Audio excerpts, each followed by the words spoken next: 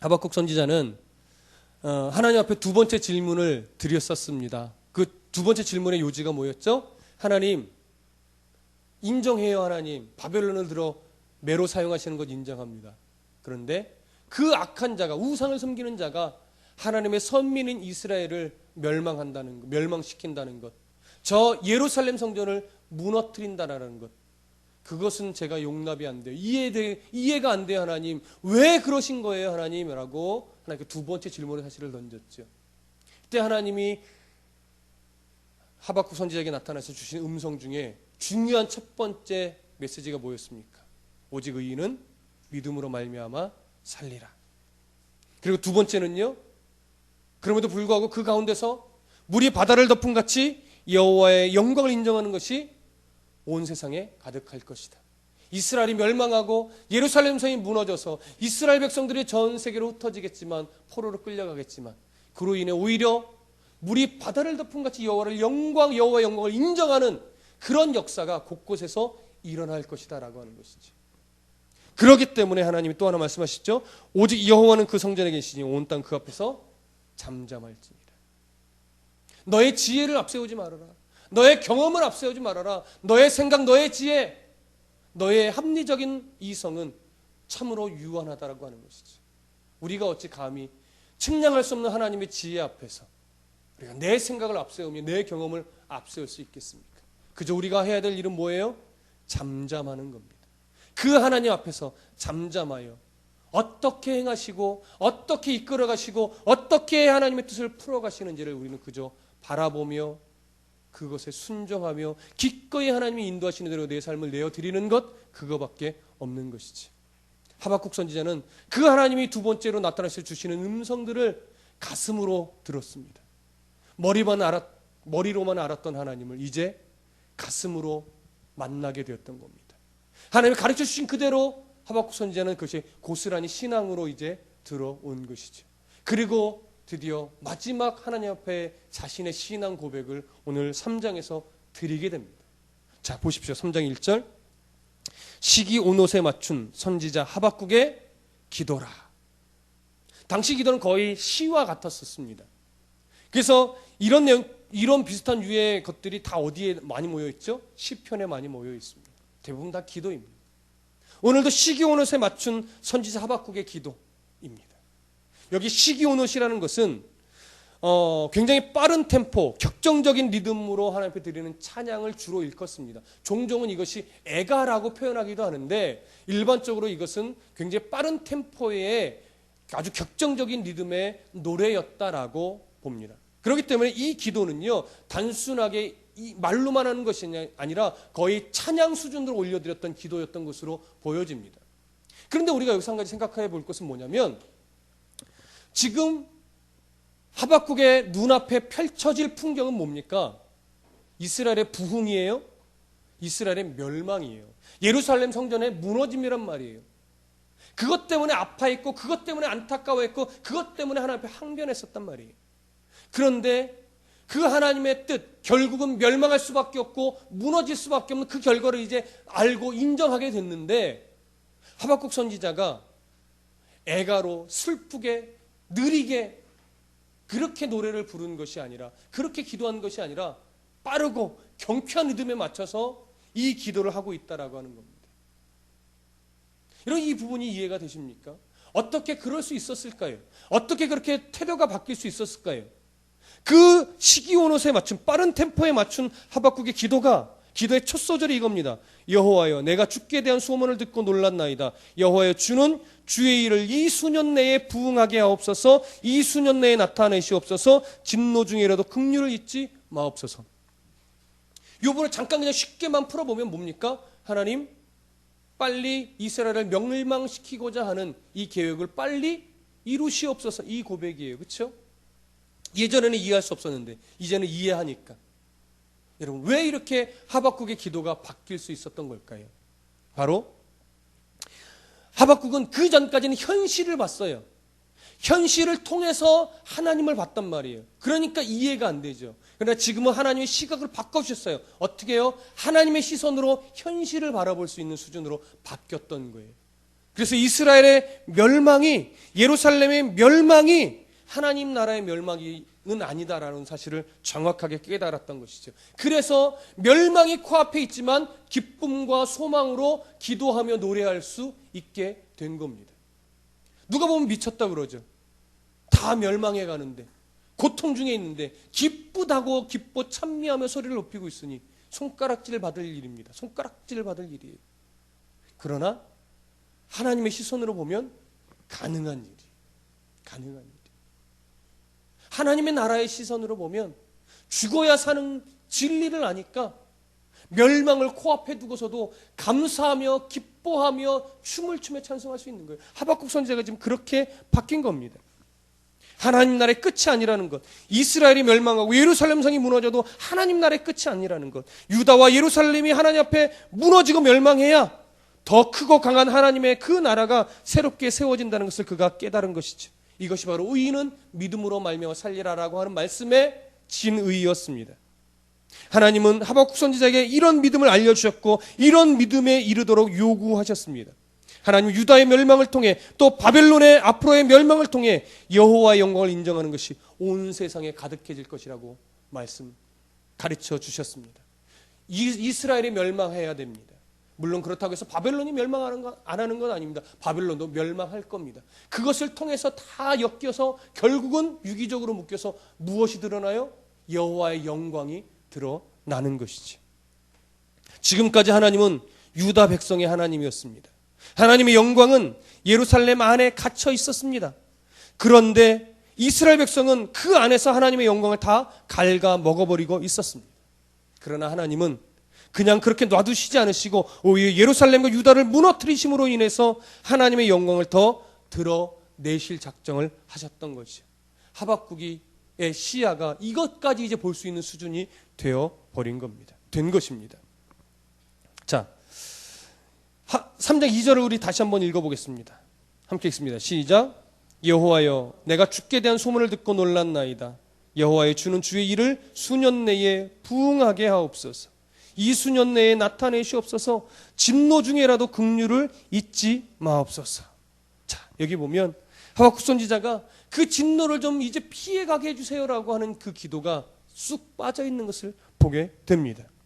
왜 그런 거죠? 바로 앞에 드렸던 말씀 때문에 그런 겁니다. 하나님의 진노는 받아야만 한다는 사실을 아는 겁니다. 그래야 하나님의 나라가 세워진다는 것을 알게 되었기 때문입니다. 그래서 하박국 선지자는 먼저 뭐라고 말해요? 내가 주께 대한 소문을 듣고 놀랐나이다. 주께 대한 소문을 들었다는 것이 무슨 의미겠습니까? 하나님이 하신 일을 보았고 하나님이 하실 일을 들었고 그래서 알게 되었다라고 하는 것이죠. 그러면서 하나님이 어떤 하나님인지를 더 구체적으로 알게 되었고 경험하게 되었다라고 하는 겁니다. 그러니까 놀랐다라고 하는 거예요. 놀랐다라는 것은 비로소 하나님을 두려워하게 됐다라고 하는 겁니다. 경외하다는 것이 그런 얘기죠. 두렵고 떨림으로 숭배하는 것. 이것이 경외예요. 하나님을 두려워할 줄 알게 되었다라고 하는 겁니다. 여러분, 두려웠고 떨리는 마음으로 하나님을 보실 수 있어야 됩니다. 물론 하나님은 우리의 아버지십니다. 무서워할 대상이 아닙니다. 그러나 무서워할 대상이 아니지만 그래도 두려워할 줄 알아야 되는 겁니다. 그게 부모와 자식의 관계죠. 부모와 자식의 관계 속에서 자식이 부모를 무조건 무서워만 하면 옳은 관계가 아니죠. 그러나 전혀 무서워하지 않는다면 그것도 문제가 있는 겁니다. 부모의 무서움을 알아야 됩니다. 그러나 부모의 따뜻함도 같이 알아야 되는 것이죠. 그러면서 친구의 관계도 될 수 있어야 되는 것이죠. 우리 하나님 마찬가지입니다. 신앙의 출발점이 어딥니까? 하나님을 두려워할 줄 알게 되는 데서부터 비로소 신앙의 생활의 출발점입니다. 한국교회 문제점이 뭐냐라고 많은 어른 목사님들이 진단 내릴 때 그분들의 외침 속에 거의 동일하게 들어가는 것이 뭐냐면 오늘날 한국교회가 이렇게 여러 가지 문제점을 안게 된 것은 하나님을 두려워할 줄 모르는 신앙의 색깔로 바뀌었기 때문이라고 말합니다. 하나님을 두려워할 줄 아는 목회자가 많이 세워져야 됩니다.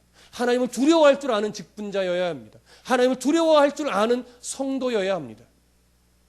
그런데 오늘날 많은 성도들이, 많은 직분자가, 많은 목회자가 하나님을 두려워할 줄 모릅니다. 그저 자기 잘난 맛에 종교 생활을 하고 있습니다. 그래서 종교 생활을 통해서 자기 배를 불리고 자기 입지를 넓히고 자기 기득권을 세우는데 더 혈안이 되어 있는 것이 사실입니다. 그래서 오늘 한 교회 한 교회가 참으로 중요합니다. 크고 작은 교회를 통해서 한 교회라도 하나님을 두려워할 줄 아는 교회로 계속 세워져 가야 됩니다. 그래서 저와 여러분들도, 우리 다드림교회도 하나님을 두려워할 줄 아는 교회, 끝까지 하나님을 두려워할 줄 아는 성도가 되실 수 있기를, 그런 목사가 되기를 소원합니다. 여러분, 저를 위해서 그것 놓고 기도해 주십시오. 하나님을 두려워할 줄 아는 목사로 끝까지 가게 해달라고, 끝까지 가난하지만 넉넉한 목사로 살게 해달라고. 그래서 부자 목사가 될까 저는 굉장히 두렵습니다. 여러분, 부자로 살지 마십시오.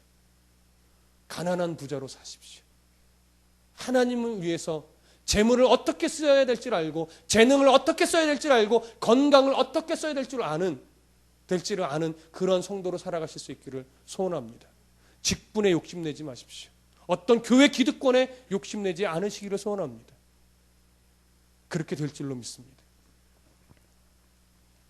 자, 그리고 방금 보았지만 이어서 여호와여 주는 주의 일을 수년 내에 부응하게 하옵소서 이렇게 말합니다.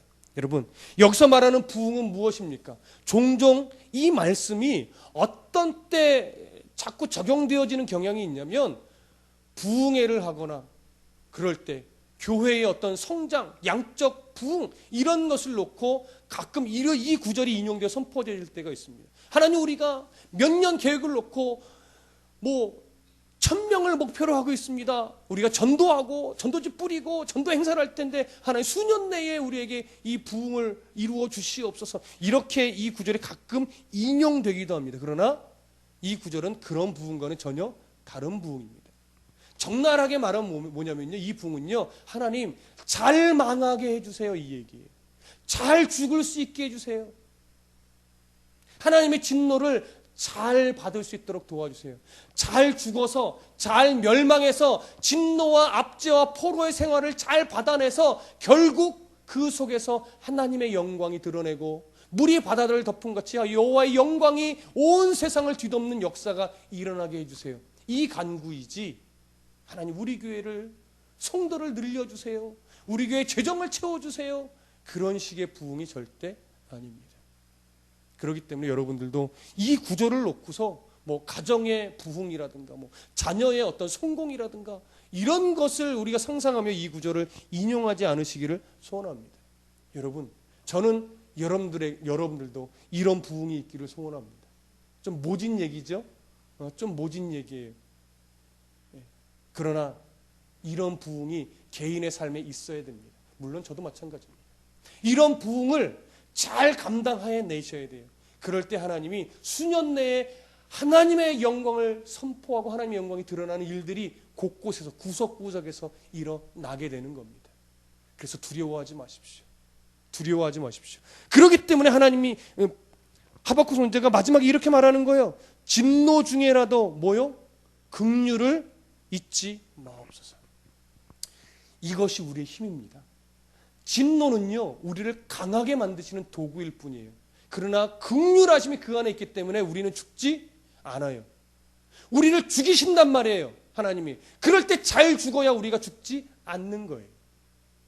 사무엘하 7장에 보면 제가 참 좋아하는 말씀이라고 말씀드렸는데, 무슨 말씀이 있죠? 우리가 하나님을 자꾸 떠나가고 하나님 앞에 범죄하고 또 때로는 우리가 더 강해져야 할 때 하나님은 뭘 들어 사용하시죠? 사람의 매와 인생의 채찍을 들어 사용하십니다.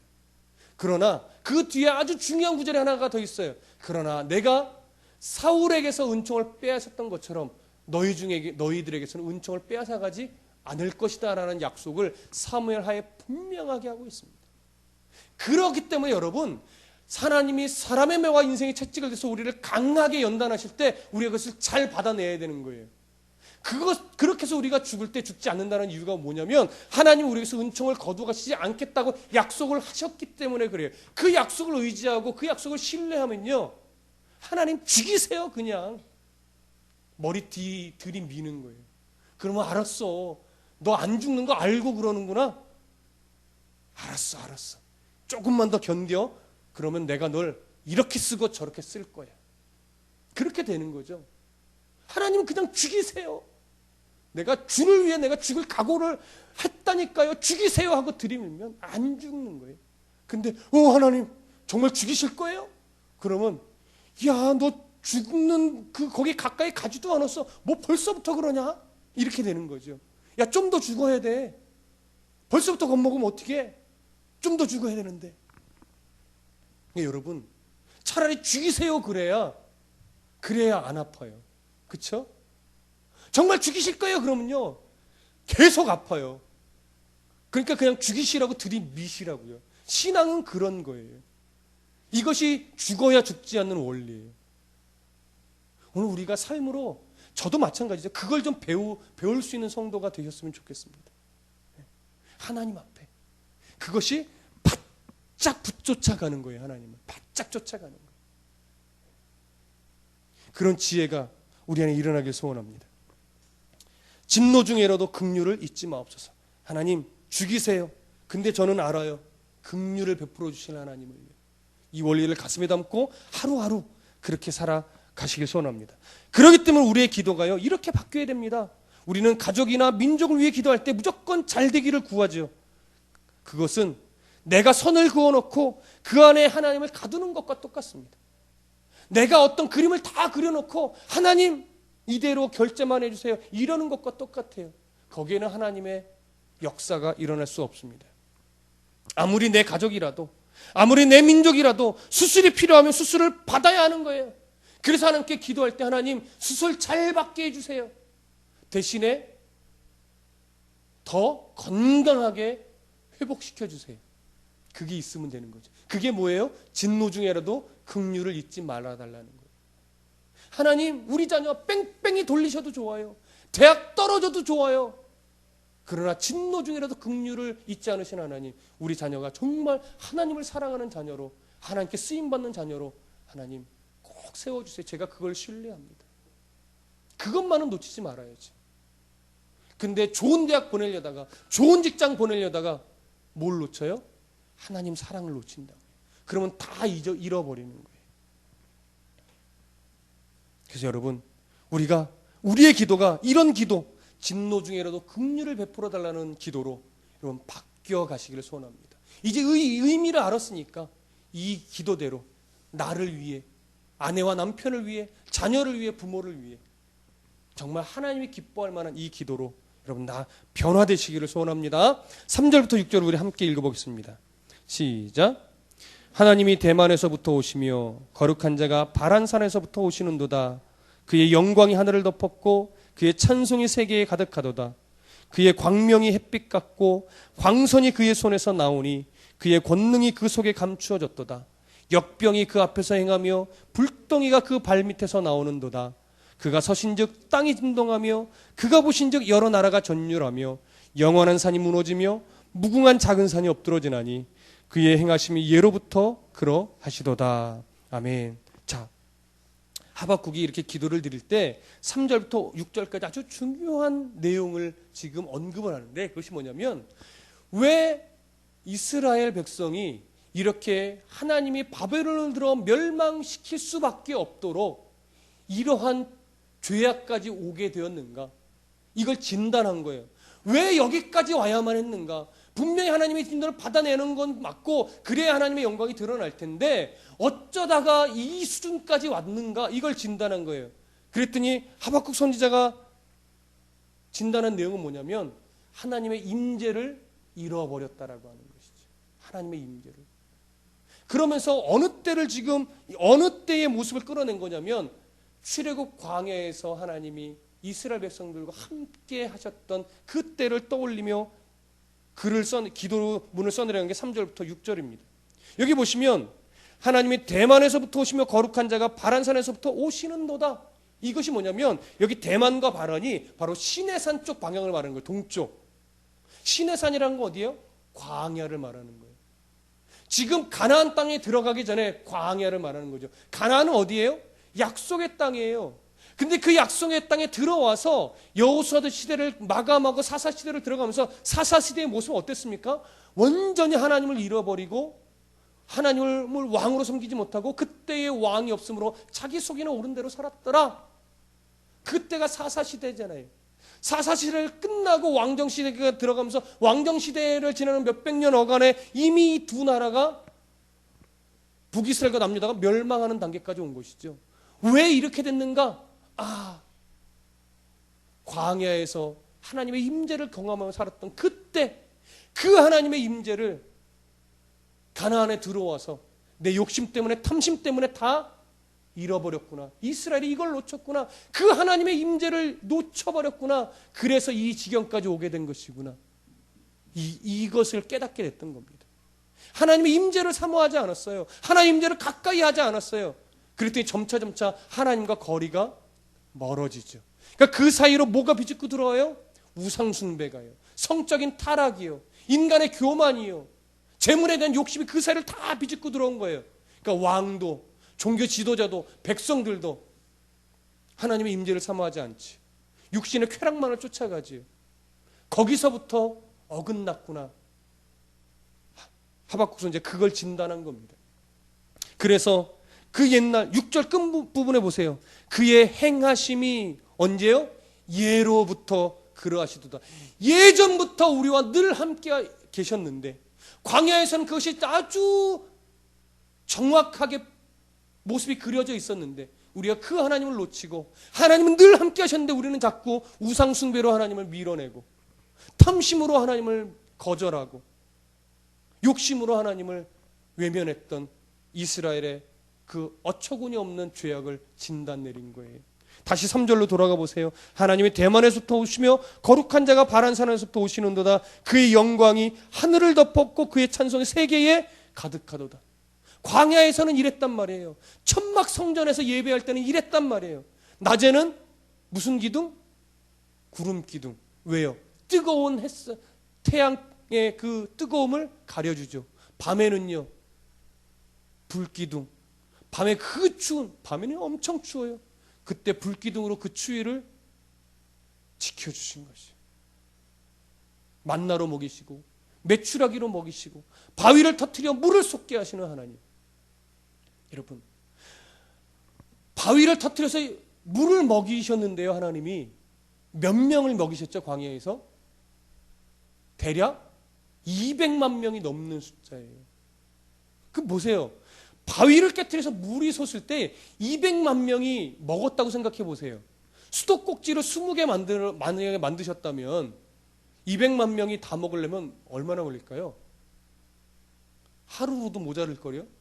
네가 먼저 줄 섰네, 내가 먼저 줄 섰네, 막 싸움 날 거요. 근데 하나님의 방법은요, 얼마나 하나님의 임재가 풍요로웠는지 바위가 깨지면서 물이 솟아오르는데 200만 명에 쫙 흘러내릴 수 있을 만큼 그 광경이 보이세요? 얼마나 장엄한지 기억이 나세요? 노적봉 인공폭포? 비교도 안 돼요. 그거랑은요. 바위를 깨뜨려 물이 하늘로부터 솟구쳐서 그 200만 명이 다 떨어진 거예요. 그들이 물을 받아 먹고 씻기에도 충분하고 남을 만큼. 그 하나님의 임재를 그렇게 경험했던 장소가 어디예요? 광야란 말이에요. 광야의 그 힘겨운 삶, 거기서 하나님의 임재를 경험했다고요. 근데 가나안에 들어가서 풍요로워지고 먹을 게 많아지니까 하나님을 뒷전에 두고 뭘 좋아해요? 자기의 육체적인 쾌락을 만족시켜주는 우상과 성적인 것과 재물에만 눈이 어두웠죠. 이게 바로 하나님의 임재를 잃어버리고 놓쳐버리는 원인인 겁니다. 여러분, 가진 게 많다고 좋은 거 아닙니다. 풍요롭다고 좋은 거 아닙니다. 높은 지위가 있다고 좋은 건 아닙니다. 그 안에서 하나님을 놓치고 있다면 모든 것을 다 잃어버린 겁니다. 이스라엘이 그랬다라고 하는 겁니다. 4절 보십시오. 그의 광명이 햇빛 같고 광선이 그의 손에서 나오니 그의 권능이 그 속에 감추어졌도다. 5절 역병이 그 앞에서 행하며 불덩이가 그 발밑에서 나오는도다. 하나님은 늘 이렇게 함께 하셨는데 이스라엘 백성들이 죄악 가운데 놓여 있어요. 그런데 하나님은요 5절에 역병이 그 앞에서 행하며 불덩이가 그 발밑에서 나오는도다. 하나님의 영광은, 하나님의 임재는 무엇과 함께 할 수 없어요? 죄와는 함께 할 수 없는 거예요. 왜 하나님의 임재가 그들과 거리가 벌어졌습니까? 죄 때문에 그렇습니다. 죄는 어디서부터 출발합니까? 하나님을 두려워할 줄 모르는 마음에서부터 출발합니다. 하나님을 두려워할 줄 모르니까 우상에게 시선을 뺏겨요. 재물의 시선을 뺏겨요. 성적인 타락의 시선을 뺏겨요. 그러니 하나님의 임재가 거기서 사라지게 되는 겁니다. 죄의 씨앗은 거기서부터 출발합니다. 하나님을 두려워할 줄 모르고 내 쾌락과 내 시선에 자꾸 고정하는 것. 하나님은 죄와 함께할 수 없습니다. 여러분, 우리의 삶에 왜 하나님의 역사가 자꾸 식어지고 하나님에 대한 그 사랑이 왜 자꾸 식어질까요?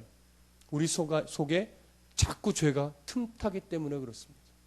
그 죄와 싸우시는 싸움이 필요합니다. 하나님 앞에서 내 죄를 끌어안고 통곡할 수 있는 그런 마음이 자꾸 사라지면 그러면 죄가 틈타는 거예요. 여러분, 내 속사람의 악취나는 죄로 인해 아파할 수 있는 심령이 되어야 됩니다. 하나님, 제가 죄에 대해 너무 둔해지고 있습니다. 하나님, 제가 죄에 대해서 너무 만연되어 있습니다. 이런 제 속사람을 하나님 회복시키셔서 죄에 대한 두려움을 알고 죄에 대한 안타까움을 알아서 하나님 앞에 회개할 줄 아는 심령이 되게 도와주시고, 죄를 이기고자 하는 싸움을 또 넘어지겠지만 죄와 상관없는 사람이 되기 위해 오늘도 싸우는 성도가 되게 해주십시오. 그 싸움이 있느냐 없느냐의 문제예요. 그 싸움에서 날마다 이기느냐, 하나님 그것도 중요하지만 그 죄와 싸우려고 하느냐, 아예 싸우고자 하는 마음조차 없느냐, 하나님 그걸 보시고 싶은 거예요. 그래서 우리가 늘 성경 안에서 내 모습을 보고 죄와 싸우는 그런 심령이 되셔야 됩니다. 죄와는 하나님이 함께 하실 수 없기 때문입니다. 6절 함께 보시죠. 함께 읽습니다. 시작. 그가 서신즉 땅이 진동하며 그가 보신즉 여러 나라가 전율하며 영원한 산이 무너지며 무궁한 작은 산은 엎드러지나니 그의 행하심이 예로부터 그러하시도다. 이 3절부터 6절까지의 말씀은 하박국 선지자가 이스라엘의 정말 큰 문제점이 무엇이었는가 진단을 하고 나서, 그러니까 하나님 다시 우리 가운데 하나님의 임재를 허락하시옵소서. 이 얘기는 다시 얘기하면 하나님이 임재하실 수 있도록 이스라엘을 진노로 하나님이 바벨론이라는 매를 들어서 그들이 죄악을 깨달아 알 수 있도록 확실하게 뭐가 되려고요? 훈련시켜달라고 하는 거예요. 이스라엘이 잘 훈련받아서 결국 하나님의 임재를 사모하는 백성이 되게 해달라는 그런 간구인 겁니다. 그것이 다시 임재하여 주옵소서, 임재하실 수 있도록 죄와 상관없는 민족이 될 수 있도록 하나님이 이왕 매를 대셨으면 확실하게 대주시옵소서. 저도 그래서 이 말씀의 근거에서 저도 기도합니다. 하나님, 우리 성도들 하나님 회복시켜 주시옵소서. 이왕 손 대실 거면 확실하게 꺾으셔서 정말 늘 하나님의 임재가 있는 죄와 상관없는 성도로 살아갈 수 있도록 하나님 늘 함께해 주십시오. 진노 중에라도 긍휼을 잊지 마시고 언제나 하나님의 말씀 사모하고 죄와 상관없이 살아가며 하나님을 바짝 붙쫓아가는 성도가 되게 해주십시오. 저도 그렇게 기도합니다. 여러분들도 저를 위해 그렇게 기도해 주셔야 돼요. 하나님, 이태희 목사님 죄와 상관없는 자로 살아갈 수 있도록 이 개척의 시간을 보내고 있지만 확실하게 하나님 손에 붙잡히고 죄와 상관없는 목회자가 될 수 있도록 확실하게 훈련시켜 주시옵소서. 이렇게 기도해 주셔야 돼요. 저는 뭐 이렇게 말씀드리니까 저는 훈련 받지 않아도 되는 거룩한 성도인 것은 아니잖아요. 여러분들이 훈련을 받아야 되듯이 저도 마찬가지 훈련을 받고 있는 중입니다. 저는 여러분들 위해서 그렇게 기도하고 여러분들도 저를 위해서 그렇게 기도해 주셔야 돼요. 그러면 우리는 아직은 적지만 뭐예요? 참 하나님 기뻐하시는 건강한 그런 성도로, 그러한 교회로 우리가 함께 서 나갈 수 있는 겁니다. 자녀를 위해, 가족을 위해 그렇게 기도하여서 정말로 하나님의 온전한 성도가 되기를 소원합니다. 이 백성이 돈이 없어서 망하는 것이 아닙니다. 권세가 없어서 망하는 것이 아닙니다. 하나님의 말씀이 없어서 망하는 겁니다. 말씀에 온전히 붙들려 잘 훈련받고 진노 중에라도 긍휼을 덧입는 우리 모두가 되십시다. 기도하겠습니다.